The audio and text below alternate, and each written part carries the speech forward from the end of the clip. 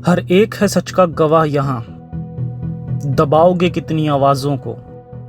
हर लम्हे की है पुकार ये अब, तोड़ दो बुरी सब रस्म रिवाजों को। नमस्कार आदाब साथियों, मैं हूं आपके साथ ज़फ़र हेरेटिक, आपका दोस्त, आपका होस्ट। मेरी इस वीडियो को लाइक करें, शेयर करें और मेरे चैनल को सब्सक्राइब करें। साथ ही घंटी के बटन को दबाकर ऑल नोटिफिकेशन ऑप्शन को सिलेक्ट कर लें। अगर आपको मेरा काम पसंद आता है तो आप मुझे पैट्रियन पर सपोर्ट कर सकते हैं। आज का एपिसोड बहुत सारे लोगों की रिक्वेस्ट पर बना है। ये इस्लाम की एक और जहालियत को एक्सपोज करेगा और साथ ही हमें इस्लाम में कॉन्ट्राडिक्शंस भी दिखाएगा। ये कॉन्ट्राडिक्शंस ही मजहबों का सच दिखाती हैं और इन्हें इग्नोर करना ऐसा है जैसे कोई पहले आपसे दिन में आंखें बंद करवाए और कहे कि ये अंधेरा रात का अंधेरा है और आप उसे मान भी लें। तो आइए शुरू करते हैं। कहते हैं कि बच्चे खुदा का ही रूप होते हैं। ऐसा इसलिए कहा जाता है क्योंकि इनमें कोई छल फरेब फितरत नहीं होती। ये बहुत मासूम और रहम दिल वाले होते हैं। फितरती इंसान होता है और खुदा अगर होता भी तो फितरती नहीं होता। ये इंसान ही होता है जो बच्चों के कोमल मन के अंदर मजहब का नफरती बीज बो देता है। यही इंसान इन मजहबों के गंदे रिवाज अपनाता है और इन बच्चों को तकलीफ भी देता है। मैं किसी कल्चर या ट्रेडिशन के अगेंस्ट नहीं हूं, बशर्ते कि ये इंसानियत को बढ़ावा दें। लेकिन जब कोई ट्रेडिशन इंसानियत के खिलाफ हो तो आवाज उठाना जरूरी हो जाता है। जैसा कि आप सब जानते ही हैं कि मैं एक एक्स मुस्लिम हूं और मैंने इस्लाम को छोड़ दिया है और एथीज्म को अपनाया है। बचपन से ही मैं कई रसूमात के खिलाफ था। मुझे ये सब काम इलॉजिकल और जाहिलाना लगते थे और जैसे जैसे मैं बड़ा होता गया ऐसी रस्म और रिवाजों के अलावा मैंने अपना मजहब ही छोड़ दिया। और अब मुझे जो अच्छा लगता है मैं वो करता हूँ, जो लॉजिकल हो देखने में और सुनने में भी अच्छा लगे, और काम जिनसे किसी दूसरे जानदार को कोई तकलीफ भी ना हो। मैं उन ईमान वालों में से नहीं हूँ जो बिना देखे, सोचे, तोले, समझे 1400 साल पुराने जाहिलियत भरे रसूमात पर आंख मीच कर अमल करे और किसी के समझाने पर उसे जहन्नुमी कहे और फिर अपने कानों पर हाथ रख ले। तो आज हम इनकी सबसे घटिया रस्म के बारे में बात करेंगे और उसे एक्सपोज करेंगे। यह है खतना। इससे तो आप सब शायद अच्छे से वाकिफ ही होंगे। ये वो गंदा अमल है जो बच्चों के उसकी महज 7 दिन की उम्र में ही कर दिया जाता है। 7 साल नहीं, सिर्फ 7 दिन।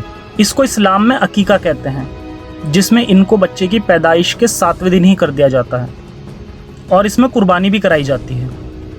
मतलब 2 बेरहमी के काम एक साथ। पहला अपने खुद के बच्चे को तकलीफ देना और दूसरा किसी और जानदार के बच्चे की जान ही ले लेना। तो आइए कुछ हदीसें देखते हैं कि ये जहालत इस्लाम में क्यों है। अल तिरमिजी 1522, रसूल अल्लाह ने फरमाया, हर बच्चा अकीका के बदले गिरवी रखा हुआ है। पैदाइश के 7वें दिन उसका अकीका किया जाए, उसका नाम रखा जाए और उसके सर के बाल मूंडे जाएं। अब यहाँ खतना मेंशन नहीं है। अब एक और हदीस देखते हैं। साही अल बुखारी 5472, मैंने रसूल अल्लाह से सुना, आपने फरमाया कि लड़के के साथ इसका अकीका लगा हुआ है, इसलिए इसकी तरफ से जानवर ज़बा करो और इससे बाल दूर करो, सर मूंड दो या खतना करो। तो ये हदीस ब्रैकेट में कह रही है खतना करने के लिए। तो ये एक मासूम बच्चे को तकलीफ देने की बात तो कर ही रही है और साथ ही साथ एक मासूम बेगुनाह जानवर की जान लेने की भी बात कर रही है। वैसे कुर्बानी पर मेरी ऑलरेडी एक डेडिकेटेड वीडियो है, आप उसे देख सकते हैं। खैर, इसे हम अंधविश्वास ना कहें तो क्या कहें। जो मेरे मुस्लिम भाई बहुत हर चीज़ में साइंस निकाल कर लाते हैं वो क्या कहेंगे इसे। जिस वक्त आप जिस बच्चे के साथ ये अमल कर रहे हैं उसको तो इसका बिल्कुल भी शऊर नहीं होता। क्या पता बड़े होकर जब उसको अपनी ज़िंदगी के डिसीजंस लेने की अकल आए तब तक तो बहुत देर हो चुकी होगी। वो अब कुछ कर भी नहीं सकता और इस्लाम का गंदा ठप्पा उसके जिस्म में अब तक लग भी चुका होगा। एक चीज़ आपने शायद नोटिस की होगी कि हर मुस्लिम अपने बच्चे का खतना ज़रूर करवाता है, चाहे वो कोई भी सेक्ट से हो। इससे लोगों को ये गलतफहमी भी होती है कि शायद ये फ़र्ज़ है, लेकिन ऐसा है नहीं। ये अमल सिर्फ सुन्नत है, यानी ये अपने नबियों के तरीके को कॉपी करते हैं और ये अमल इस्लाम में फ़र्ज़ नहीं होता, कंपलसरी नहीं होता। आप बिना खतना करते हुए भी मुस्लिम रह सकते हैं और जन्नत में जा सकते हैं। इब्राहीम से पहले किसी नबी ने खतना नहीं कराया और कुरान में अल्लाह ने भी खतना करने का हुक्म नहीं दिया।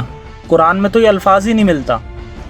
बस मोहम्मद साहब ने लोगों को इस्लाम में कन्वर्ट करने से पहले खतना करने के लिए कहा था।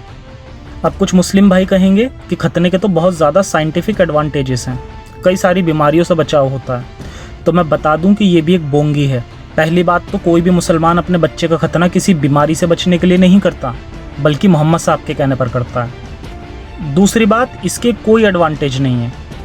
रही बात डिसएडवांटेज की, तो सबसे पहली बात ये इंसान की बनावट के खिलाफ है। मतलब नेचर से हमें सब कुछ किसी न किसी फ़ायदे के लिए ही मिलता है।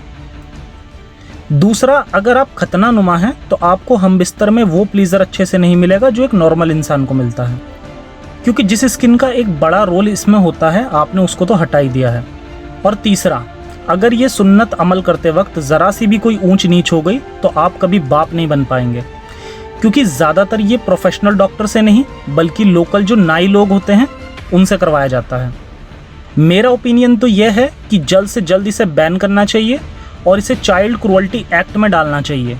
ये छोटे मासूम बच्चों पर बहुत बड़ा जुल्म है। और ये आया कहाँ से था? दरअसल अरबों में ये ट्रेंड था जो कि यहूदियों से कॉपी करा गया, और यहूदियों ने इजिप्शियन से कॉपी किया था। इस्लाम में हर चीज़ बाकी मिथोलॉजी से कॉपी किया गया, बस इसी का नाम इस्लाम है, और कुछ लोग इसको आसमानी दीन समझ बैठे। आइए अब कुछ ऐसी दलीलें दिखाता हूँ, ऐसी कॉन्ट्राडिक्शंस दिखाता हूँ जो इस अमल पर इस्लाम की नज़र से ही सवाल खड़ा कर देगी। ये वो कॉन्ट्राडिक्शंस होती हैं जिन्हें लोगों को समझना चाहिए कि कोई मज़हब आपसे कैसे झूठ बोलता है, और वो सच्चे खुदा की तरफ से हो ही नहीं सकता। बुखारी 6525, मैंने नबी से सुना कि आप मेंबर पर खुतबे में फरमा रहे थे कि तुम अल्लाह ताला से इस हाल में मिलोगे कि नंगे पाँव, नंगे जिस्म और बगैर खतना के होंगे। यानी मरने के बाद ऑटोमेटिक आपकी मेहनत वेस्ट हो जाती है। मुसलमानों की आखिरात बिना खतने वाली है। यानी जब आपको 72 हूरों के साथ हम बिस्तर बिना खतने के ही होना है तो दुनिया में अपने साथ ये अमल क्यों? कुरान में खतने का जिक्र तो नहीं आता, लेकिन इसके अपोजिट में आयतें ज़रूर मौजूद हैं। तो आइए ये कॉन्ट्राडिक्शंस भी देख लेते हैं। कुरान 82, 7-8, जिस रब ने तुझे पैदा किया, फिर ठीक ठाक किया, फिर दुरुस्त और बराबर बनाया, जिस सूरत में चाहा तुझे जोड़ दिया। कुरान 40-64, और तुम्हारी सूरतें बनाई और बहुत अच्छी बनाई।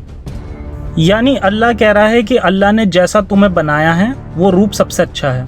और अगर अल्लाह सचमुच खतना कराना चाहता था तो खतने के साथ भी पैदा कर सकता था, पर नहीं। बल्कि हमें एक आयत और मिलती है जिसमें शैतान कहता है, कुरान 4:119, और इनसे कहूँगा कि अल्लाह ताला की बनाई हुई सूरत को बिगाड़ दो। यहाँ शैतान लोगों को भड़काने की कोशिश करेगा। यानी खतना करने का मतलब है कि आप शैतान के बहकावे में आ गए हो, और सचमुच आप लोग खतना करके शैतान के बहकावे में आ गए हो, और इतना ज़्यादा कि आप लोगों ने औरतों तक का खतना करा डाला। इसका एक हदीस से हमें रेफरेंस मिलता है, अबू दाऊद 5271, और आपको एक स्कॉलर से सुनवा भी देता हूँ। और मुख्तलिफ़ किस्म की सर्जरीज़ की जाती है। इस मामले में जो औरतों को नसीहत करूँगा ये है, सिर्फ एक किस्म की सर्जरी आपके लिए जायज़ है, जो कि नबी अकरम सल्लल्लाहु अलैहि वसल्लम ने आपको इजाज़त दी। आप मैक्सिमम अगर चाहती है तो सिर्फ खतना करवा सकते हैं। अब बहुत से लोग हाँ ये क्या है खतना, ठीक।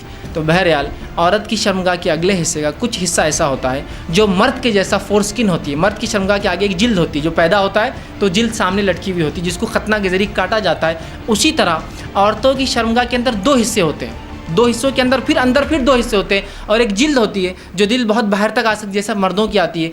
रसूलुल्लाह सल्लल्लाहु अलैहि वसल्लम जब सवाल हुआ अल्लाह के रसूल, क्या उस जिल्द को हम काटे, उस फोर स्किन को? तो आपने कहा हाँ, मगर ज़्यादा नहीं, वरना तुम लज्जत खो बैठोगे। उसको कट किया जा सकता है, लेकिन with in a certain limit. इतना नहीं कि उससे लज्जत खो दे आप। लज्जत समझ आप, इसलिए कि वो हिस्सा लज्जत में काम आता है, वो हिस्सा सेक्सुअल लाइफ को इन्हांस करता है, वो हिस्सा लज्जत देता है मर्द को भी और औरत को भी। तो कहा कर सकती हो, लेकिन अप टू सर्टन लेवल, बहुत ज़्यादा नहीं, इसलिए कि वो लज्जत फिर तुम्हारी मार खा सकती है। तो औरत के लिए खतना कराने का जो शरीयत में जाते हैं उतना सिर्फ कर सकती है। तो यहाँ से ये साबित हो गया कि मर्द के साथ साथ औरतों का भी खतना होता है। और एक चीज़ होती है FGM। ज़रा ये देखिए इन्होंने इसके बारे में क्या दावा किया है। लेकिन जब मैं खतना की बात कर रहा हूँ तो हरगिज़ मैं FGMs को सपोर्ट नहीं कर रहा हूँ। फीमेल जेनिटल म्यूटिलेशन को मैं सपोर्ट नहीं करता हूँ, क्योंकि वो एक अलग अमल है रसूल अल्लाह जो इजाज़त दे रहे हैं वो एक अलग अमल है, याद रखिए, इन दोनों को ख़तन मत मिलाइए। इसलिए कि होता है इस्लाम पर एक इल्ज़ाम में औरतों के हुकूक मारने में एक इल्ज़ाम ये है कि इस्लाम अलाउड्स फीमेल जेनिटल म्यूटिलेशन FGMs, इस्लाम कभी भी FGM की इजाज़त नहीं देता। तो इनका कहना है कि ये इस्लाम में नहीं होता, लेकिन सच कुछ और ही है। आइए ज़रा आपको एक न्यूज़ दिखाता हूँ। ये फरवरी 2020 की न्यूज़ है, जिसमें क्लियरली मेंशन है कि इस्लाम की बोहरा कम्युनिटी में ये प्रैक्टिस 75% तक की गई थी और 2018 की स्टडी में WHO के एक सर्वे के अकॉर्डिंग 20 करोड़ औरतें 30 देशों में FGM से जूझ रही हैं, जिसमें अरब कंट्रीज़, अफ्रीकन कंट्रीज़ के साथ साथ इंडिया और पाकिस्तान में बोहरा फ़र्क के मुसलमान भी आते हैं। इस न्यूज़ का लिंक आपको डिस्क्रिप्शन में मिल जाएगा। बोहरा लोगों के बारे में फिर कभी बात होगी, पहले इस औरतों के FGM के बारे में जान लेते हैं। इसका रीज़न सुनकर इंसानियत भी शर्मा जाए। इसका रीज़न होता है कि एक फीमेल को उसके सेक्स प्लीजर से दूर कर देना, ताकि वो किसी और मर्द के साथ ना सो जाए। मतलब मर्द को तो सब कुछ अलाउड है और औरत का FGM किया जाता है ताकि उसे चीटिंग करने से रोका जाए और उसका ह्यूमन राइट ही छीन लिया जाता है। जिंदगी भर वो सेक्स को एंजॉय नहीं कर पाएगी और केवल इस्लाम जो कुरान में कहता भी है, एक मर्द की खेती बनकर रह जाती है। यह मेल डोमिनेटेड सोसाइटी का ऐसा काला सच है जो आज 21वीं सेंचुरी में हमारे सामने खड़ा है और ये मज़हबों की देन है। तो ये है इस्लाम जो दुनिया में 1400 साल पुरानी वाहियात चीज़ों को घसीट रहा है और दावा करता है कि ये इंसानियत का मज़हब है। तो मेरे भाइयों, मज़हबों की गंदगी से बाहर निकलो और अपनी मॉडर्न दुनिया को देखो। कुछ सीखो उन लोगों से जो इस दुनिया के लिए, मतलब हम सब के लिए बहुत कुछ कर गए हैं। ये वो लोग थे जिन्होंने सबसे पहले इन मज़हबों को छोड़ा और इंसानियत का दामन थामा था। इन्होंने हमारे लिए वो हर शय बनाई जिसका हम अपने घरों में बैठकर फ़ायदा उठाते हैं और एक बार उन्हें याद भी नहीं करते, बल्कि याद करते हैं उन लोगों को जिन्होंने इंसानियत को बहुत पीछे धकेल दिया और एक माचिस की तिल्ली तक ना बना पाए। अभी भी देर नहीं हुई, जब जागो तभी सवेरा। तो आओ मेरे साथ और खड़े हो जाओ इंसानियत को बचाने के लिए, ताकि तुम्हारी लाइफ की भी कुछ वैल्यू हो। मेरी इस वीडियो को ज़्यादा से ज़्यादा शेयर करके मेरा मैसेज ज़्यादा से ज़्यादा लोगों तक पहुँचाएं। तो आज के शो में इतना ही, फिर मिलेंगे किसी और एपिसोड में एक नए टॉपिक के साथ। तब तक के लिए सुरक्षित रहें और अपना और अपनों का ख्याल रखें। जय हिंद, साइंस हाफिज़।